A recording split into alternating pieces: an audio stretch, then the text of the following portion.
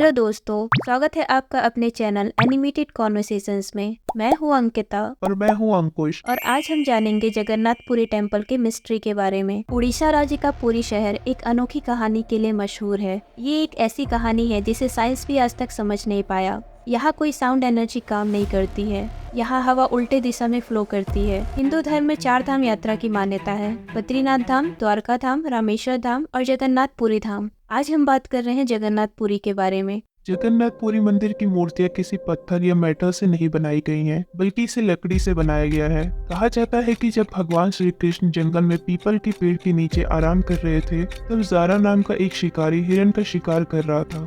उस शिकारी ने श्री कृष्ण के हिलते हुए पैर को छिपा हुआ हिरण समझ लिया और घातक तीर चला दिया। विष्णु जी की 8वें अवतार का उद्देश्य धरती पर पूरा हो गया था, इसलिए उन्होंने अपने प्राण वहीं त्याग दिए। जब अर्जुन को ये बात पता चली तो वो दौड़े चले आए और अर्जुन ने श्री कृष्ण का अंतिम संस्कार किया। श्री कृष्ण का पूरा शरीर पंच तत्व में विलीन हो गया था और श्री कृष्ण का धड़कता हुआ दिल बच गया। अर्जुन ने उस दिल को लकड़ी पर रखकर पानी में बहा दिया। गुप्त साम्राज्य के समय अवंती के राजा इंद्रदुम्न, जो भगवान विष्णु के बहुत बड़े भक्त थे और हमेशा भगवान विष्णु के दर्शन की इच्छा रखते थे, एक दिन विष्णु जी ने उनके सपने में आकर कहा कि तुम पुरी के समुद्र तट पर जाओ और वहाँ तुमको लकड़ी का तना मिलेगा जो पानी पर तैर रहा होगा। उस तने को लाओ और उसमें से मूर्तियां बनाओ और फिर मेरे लिए एक मंदिर का निर्माण करो। राजा लकड़ी का तना लाते हैं और सर्वश्रेष्ठ वस्तुकारों और मूर्तिकारों को बुलाते हैं, लेकिन कोई भी लकड़ी के तने से मूर्ति बनाने में सक्षम नहीं था, क्योंकि कोई नहीं जानता था कि भगवान कैसे दिखते थे। कुछ दिनों के बाद देवताओं के महान वास्तुकार विश्वकर्मा एक मूर्तिकार के वेश में राजा इंद्रदुम्न के पास गए और भगवान की मूर्तियों को तराशने का वादा किया। लेकिन उन्होंने एक शर्त रखी कि उन्हें 21 या 30 दिनों तक परेशान नहीं किया जाना चाहिए, क्योंकि मूर्तियों को पूरा करने के लिए उन्हें वो समय चाहिए। यह कहकर उसने अपने कमरे का दरवाजा बंद कर लिया, लकड़ी के तने पर काम करने लगे। लेकिन 16 दिनों के बाद राजा की पत्नी ने चिंता के कारण विश्वकर्मा के कमरे का दरवाजा खोला और 3 अधूरी लकड़ी की मूर्तियां वहाँ मौजूद थी। राजा ने उन अधूरी मूर्तियों को ही मंदिर में स्थापित करवा दिया। यही कारण है कि जगन्नाथपुरी के मंदिर में कोई पत्थर या फिर अन्य धातु की मूर्ति नहीं, बल्कि पेड़ के तने को इस्तेमाल करके बनाई गई मूर्त की पूजा की जाती है। जहाँ श्री कृष्ण भगवान जगन्नाथ के रूप में बड़े भाई बलभद्र और छोटी बहन सुभद्रा के साथ विराजमान है। कहा जाता है कि पूरी मंदिर में स्थित भगवान जगन्नाथ की मूर्ति में आज भी श्री कृष्ण का दिल धड़क रहा है। लेकिन फिर सवाल ये भी उठता है कि अगर इस लकड़ी की प्रतिमा में श्री कृष्ण का दिल है, तो इसे हर 12 साल में एक मूर्ति से निकाल कर दूसरी मूर्ति में शिफ्ट क्यों किया जाता है? और जब ऐसा किया जाता है तो पूरे शहर की लाइट को क्यों बंद कर दिया जाता है?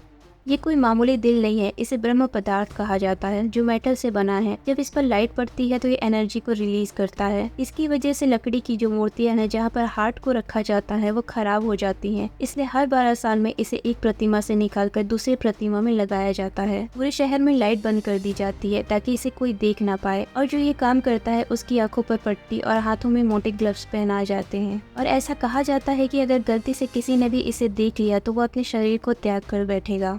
जिन पुजारियों ने ये प्रोसेस किया है वो बताते हैं कि ब्रह्म पदार्थ हाथ में पकड़ने पर ऐसा लगता है जैसे कोई जिंदा चीज पकड़ ली हो। पूरी जगन्नाथ मंदिर में दुनिया का सबसे बड़ा मंदिर रसोई घर है, जहाँ डेली 600 लोग काम करते हैं और 25,000 लोगों को प्रसाद खिलाते हैं। और जगन्नाथ मंदिर के बारे में एक दिलचस्प बात ये भी है कि यहाँ रोज समान मात्रा में प्रसाद बनाए जाते हैं, लेकिन प्रसाद न तो कभी ज्यादा होता है और न ही कम। प्रसाद से जुड़ी एक मिस्ट्री ये भी है कि पूरी के जगन्नाथ मंदिर में लकड़ी पर मिट्टी के बर्तनों में पकाया जाता है। चूल्हे पर बर्तनों को एक के ऊपर एक रखा जाता है, और आश्चर्य की बात यह है कि सबसे ऊपर वाले बर्तन में खाना सबसे पहले पकता है, जबकि नीचे वाले बर्तन में खाना सबसे लास्ट में पकता है। इसके पीछे के लॉजिक को आज तक साइंस भी नहीं समझ पाया है।